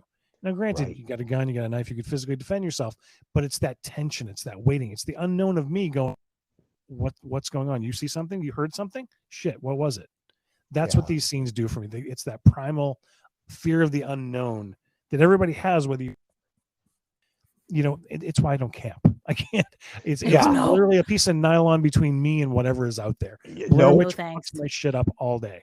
Yeah. No thanks. Yeah, I'll tell you what really frightened me was not a movie, but The Haunting of Hill House on Netflix, because of all of the quote unquote ghosts that are in it. The director purposely put ghosts in scenes, and like people are just talking to each other normally, and there's like a ghost behind them, and they're hidden. They're not meant to be like super noticeable, but it created this sensation of being watched constantly as you're watching this show. And it really was terrifying. And once I realized what was happening, I was like, oh God, no. Like really scary. Yeah, Tony, I couldn't live in a house. I would not move out. My condo, it's impenetrable. I'm on the second floor. There's one way in. I put a super lock on my door that clicks over. It holds 800 pounds of pressure. You cannot get into my condo. There is fucking no way in. We are safe. I could not sleep in a regular house. There are too many points of entry. I am terrified of home invasion. I am not leaving this condo. This is where I will die. Okay? Hopefully of old age. Hopefully not with your wife standing over you at 2 a.m. Well, that's not going to happen because I have a lock on my apartment door. Oh my goodness. So any final thoughts, anybody? Tony? Just again, I grew up watching this movie. This is like the number one horror. There are other movies that introduced me to horror. But this is the one that I felt as a 10-year-old kid, and it scared the living hell out of me. And I all movies were basically have to reach the bar of Halloween to be even like good. And yeah, Tony? over the years, it's kind of, it's sweetened in my memory, but in reality, it's kind of like I'm seeing the flaws of it, and I can understand that. So, Tony, you said this scared you when you were a little kid. Oh yeah, Okay, so you saw it on a VCR tape at your friend's house. oh yeah. And Totally. did it, and you were too young to see it, obviously. And would you say it kind of screwed you up for a few months to where you could see why a kid your age probably shouldn't have seen it? Like, were you actually genuinely scared for like weeks after you saw it? Not so much scared for weeks after, because I have this awesome aunt. Story time with Tony. I have this awesome aunt who would take me to see, want me to see. Nice. And so, I started my horror career in 1980 with The Island. That was the first horror movie I ever saw. Not a horror movie, it's a pirate movie with Michael Caine and David Warner, which is a really fun movie written by Peter Benchley. But it's got so much fucking violence in it. For a 10-year-old boy, the first scene is an axe to the head. Oh, my goodness. And my aunt looks over at me. She's like, "Oh my God, do we have to leave?" I'm like, "No." And from that point on, I was addicted. Adrenaline, rush, fear, whatever I had, I wanted to experience it again. And I've been chasing that ever since. It's my drug. That's my girlfriend, everybody I've ever been with. Why do you like horror movies so much? Like, it's just screwed up to like that. You think watch people get killed is fun. It's like, I don't. I appreciate cinematography, music, scene setup. That if you can make me feel scared in the comfort of my own home, under a blanket on my couch, and you make me feel scared, you've done something very few people can do. That's a talented fucking person right there. Sure. So it's like, I appreciate. I'm not getting off on the kills. I'm not getting off on the violence. I appreciate how they're done. Yeah. I appreciate this, the makeup effects, the practical effects. But You're very grounded in the fact that it's fake. It's not real. oh, completely. And trying to get my son into it, which is a really fucking bad mistake, was a whole other podcast. Nice. Triggers. Nice. What I would do, because he has questions, because I have shit all over my house. It's horror, but he's not into them. I've come to the conclusion he's just not into horror movies, and that's okay. And I don't want him to be, because I am. But the way I try to do it, he'd always say, "Well, what's this about? What's that about?" And I tell him, but I said, "But this is why." And like the movie. So The Thing is one that was high on the list. If I ever show him a radar movie first, that'll be the one, because there's as you said, there's no human on human violence. It's human on alien, human on monster. Yep. So it's easier to understand that. But I would show him the makings of, like, this is the sculpture. This is how they add the blood. It's not real blood. It's Cairo syrup, the blood. So we go through the makings of the practical effects to show him this is movie magic. This is how movies are made. And then I might show him a small scene here, but I still won't show them the whole movie, because it's too much for kids to see. Yep. And we were a different generation than kids nowadays. So we saw everything way too early. Did it scare the shit out of me for a long time? Yes. That's, I guess, to get around a long way around your answer. Yes, it did scare me. Yes, it screwed me up for a while, in the sense that I wanted more. Right. So my introduction to horror when I was a little kid, I was living in Belmont, and me and a couple of my friends had gone to see a movie, and after the movie had gotten out, it was like a light movie, whatever, for little kids. We snuck in to see An American Werewolf in London. We saw it from the beginning, and I was way too young to see this movie, and it fucked me up. My mother was a nurse at the time, and she was a single mom. We had an apartment in Belmont, and she has to get up early, and she would go to the bus and go to work, and then I would have to get myself ready and go to school a few hours later. And I was so scared that Jack was going to show up, or my mother was going to turn into a werewolf. Like, I was fucking convinced. Like, I'd be like, "Mom," and she'd be like, "What? Go to bed." And I'd just say it because I'd want to make sure she hadn't turned into a werewolf. "Mom, yeah, all right, go to bed. Okay. Mom." And I do this until I would fall asleep. And she finally was like, "What is going on with you?" And then I told her, I snuck into this movie and I'm afraid you're going to turn into a werewolf. And I would get up early and walk to the bus stop with her because I was afraid. The movie fucking scared me. So, yeah. And mine was Trilogy of Terror, that Zulu warrior, the small little Zulu warrior guy chasing Karen Black. To this day, I don't like dolls. I don't especially the like little nope. Oh, All set. Just nope that awesome. because it was on, channel 56 Creature Double Feature. Yep. And I saw it and nope, to this day I can't do it. I can't do that movie because it scared the living daylights out of me and I have no interest in ever seeing it ever again. Awesome. So, yeah, All right, we all do that. let's do our rewatch scores. Tony, you go first as the resident horror official and the guest. I'm obviously going to go high on this one. I'm going to go 4.5 because there are some obviously glaringly embarrassing tropes to laugh at now. But the biggest ability to be a horror fan is to put yourself back in the era and age that the film was made to appreciate. You show Jaws to kids these days, they're just like, oh my God, everything's so fake about this. You show them it like when they were 7, like back in the day, like it scared the hell out of us. So this is another movie that's like that. You put your 10-year-old, 12-year-old, 14-year-old in 1980. This is groundbreaking. This is scaring the hell out of you. So watching this movie makes me feel 10. So my nostalgia factor is huge with this one. So obviously I'm going to go 4.5 in this one. Lynn? All right. I'm going to go a little lower. I'm going to go 3.5. And the reasons being why is, yep, there's definitely some problems here. There's definitely some things that probably shouldn't have gotten cut that might have helped things make a little bit more sense to me. But it's the granddaddy. It's the benchmark. It's what started it. As I was telling Des earlier today, I believe that if this movie hadn't been made, that it's possible we wouldn't have had Friday the 13th. It's possible we wouldn't have had Nightmare Before Elm Street because the movie theaters, I mean, the movie studios were not making horror movies. They were not interested. That was lowbrow, entertainment, and they didn't want to do it. And this movie, making as much money as it did, changed the landscape for, directors and writers and actors, and it opened up a whole new thing. So you got to give it the credit that it's due. So I'm going to go 3.5. All right. So when this movie ended today, I said to myself, this fucking movie's horrible. Like, the acting's horrible.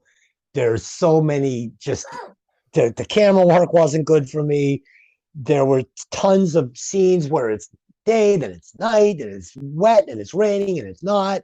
And she's leaving the knife by the body. And, but after talking it through with you guys, I mean, I think I appreciate it more. I wanted to give it one rewatch, but I'm not going to do that. And I'm going to give it 2 because it's the OG and it deserves our respect. But at the same time, you say, yeah, you gotta rate it for what it was, 1978, blah, blah, blah, blah, blah. No, a good movie is a great movie. Jaws is a great movie. The acting's great. The writing's great. The camera work's great. The Jaws shark isn't great, but it doesn't matter because the movie is great. Back then, Star Wars, 70s, it's fucking great. This movie is not great. But with that being said, Tony has a 4.5. Delin has a 3.5. I have a 2. This is my sliding scale. I make the rules. It's not scientific. This should be a 3, 2.75, but I'm not going to do that to this movie. This movie is a 4.0 rewatch. I'm doing that for the horror folk out there. I'm doing it because it's the OG. This is a great movie. If you like horror, you're going to love this movie. If you don't like horror like me, you could probably skip it. But 4.0, great movie. If you haven't seen Halloween, go see it. Tony, thank you for joining us tonight. I hope I didn't crap on this movie too much. Thanks for having me. I always love it. Delin, again, I love doing movies with you. And we will be back next week where we will be reviewing The Lost Boys. And we'll also be having a new host on with us, Mickey. I'm looking forward to doing the show with her and hearing her thoughts on Lost Boys. And I want to thank you, the fans, for stopping by, listening to the show, supporting the podcast. And if you'd like to support us further, you can do that on the Anchor page. It helps us put out better content. So until next week, hey, did you ever see that movie? See you later. Bye. Yeah.